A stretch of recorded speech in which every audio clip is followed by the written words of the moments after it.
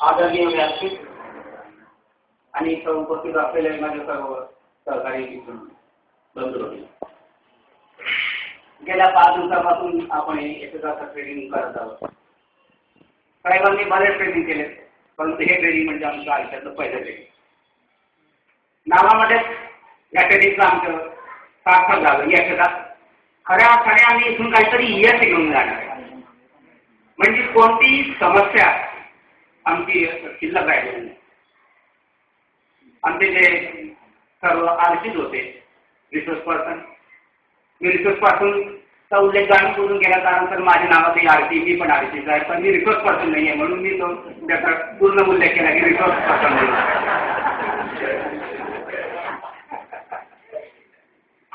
मॅडमने आम्हाला ज्याही मॅडमने आम्हाला शिकवायला सुरुवात केली, त्यांनी कायदे एज्युकेट म्हणजे मी एक असं आलो की मला मुख्याध्यापकांनी एज्युकेट ऑर्डर दिले की बा तुम्ही तर आहात. आणि त्याच वेळेला पहिला तास जो होता तो मॅडमने आम्हाला शिकवला आणि मॅडम आम्हाला थीम ऑफ पार्कमध्ये घेऊन गेला. विचारांचा बगीचा आपण बरेचसे फिरला आहात, तो गार्डन वेगळा, तो बगीचा वेगळा, परंतु मॅडमने थीम ऑफ पार्क ज्यावेळेला आम्हाला शिकवलं म्हणजे वैचारिक बगीचा त्यांनी आमच्या मनाचा फुलवलं. वैचारिक बगीचा फुलवणं ही काही साधी गोष्ट नाही. आपले विचार दुसऱ्यापर्यंत मांडणे आणि ते दुसऱ्यापर्यंत पोहोचणे याला म्हणतात theme of park.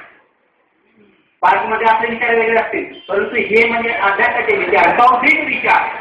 Theme of park बौद्धिक विचार. मॅडम आम्हाला त्या उद्यानामध्ये बौद्धिक विचारांच्या उद्यानामध्ये घेऊन गेले.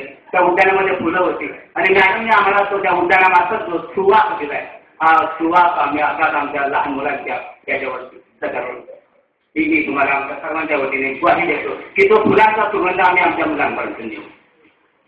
नंतर आमचे दुसरे रिसोर्स पर्सन होते टोके सर.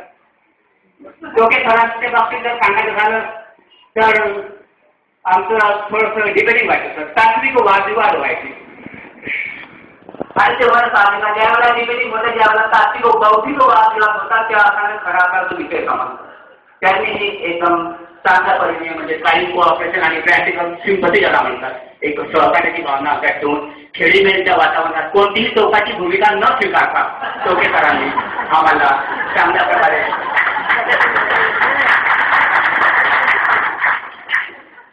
ज्ञान दिलं. नंतर आमच्या परिसरातील आमच्या जवळचे, पण तुम्ही म्हणाल की बस तुम्ही तुमच्या परिसरातील जवळच्या म्हणजे जास्त स्तुती करता म्हणून मी त्यांची जास्त स्तुती करणार नाही. कधी सर आले म्हणजे आमचा तास कोठे निघून जायचा. आमची सुट्टी 5ला होणारी, काही 5:30 आहे, पण मी खरं सांगतो की आम्ही साहेबांची जरा आमच्याविषयी सहानुभूती असल्यामुळे, एवढ्या दिवस असल्यामुळे त्यांना आमची ती वेदना खंत कळली की बाबा तुम्ही लवकर जा आणि तुमची कोणतरी वाट पाहत आहे. तर त्याने थोडं आम्हाला सौजन्य दाखवून कर्णू सरांनी चांगल्या प्रकारे म्हणजे वेळ होऊन जायचे, परंतु आम्हाला तो वाटायचं की कर्णू सर तुम्ही अजून असा पिरियड चालू ठेवा, सुरू ठेवा. खऱ्या आपण बऱ्याच गोळ्यात आहे, परंतु इथं अजूनही बरेचसे वक्ते इथे बोलणार आहे.